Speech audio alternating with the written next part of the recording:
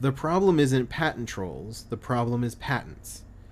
As Apple prepares to defend itself against a multi-billion-dollar patent infringement claim in Europe, reports Apple Insider, the company has allied with rival Google in asking the U.S. Supreme Court to allow stiffer penalties for patent trolls who bring frivolous lawsuits. Well, it's about time. But the problem with Apple's position is that there's no such thing as a patent lawsuit, or for that matter, a patent, that isn't frivolous, not serious in content or attitude or behavior.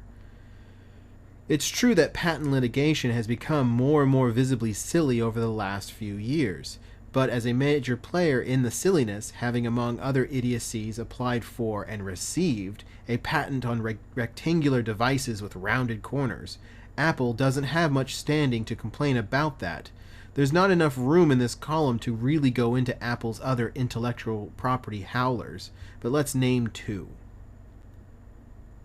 Their flagship Macintosh line began as a lock, stock, and barrel copy from user interface to peripherals, ever heard of a mouse, of Xerox's 1981 Star Terminal system, and they briefly sued before settling with Amazon over rights to the words App Store.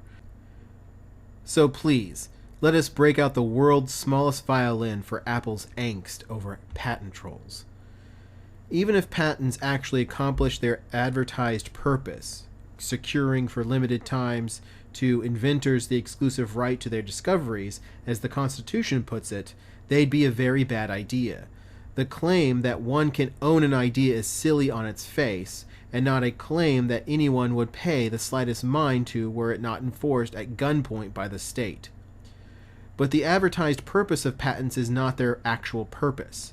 Their actual purpose is to restrain competition and limit innovation so as to provide economic advantage, monopoly pricing power in fact, to established firms who, by virtue of their ability to pay off, pardon my indelicate language, I believe the word I'm looking for is lobby, politicians, bureaucrats, and judges, can thereby indulge their desire and avoid market competition on price and quality.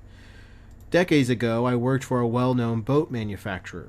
One summer, I spent several weeks as the menial task guy, hauling boats and trailers back and forth for modification, that kind of thing, for the company's newly hired boat designer as he worked to assemble a prototype different enough from the last boat he designed for another firm to avoid or at least successfully fight infringement claims.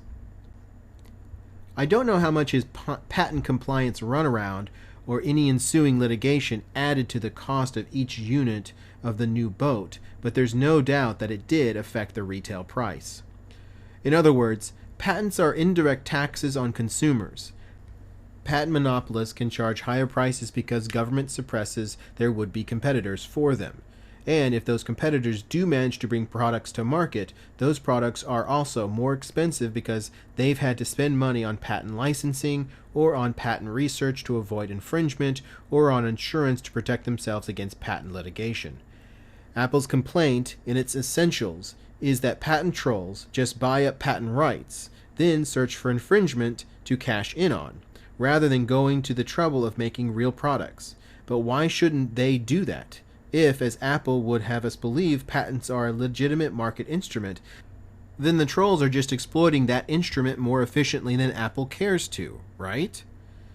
The problem isn't patent trolls. The problem is patents. The problem isn't patent trolls, the problem is patents is a C4SS commentary by Thomas L. Knapp, read by James Tuttle. This article has already been featured on such websites as beforeitsnews.com.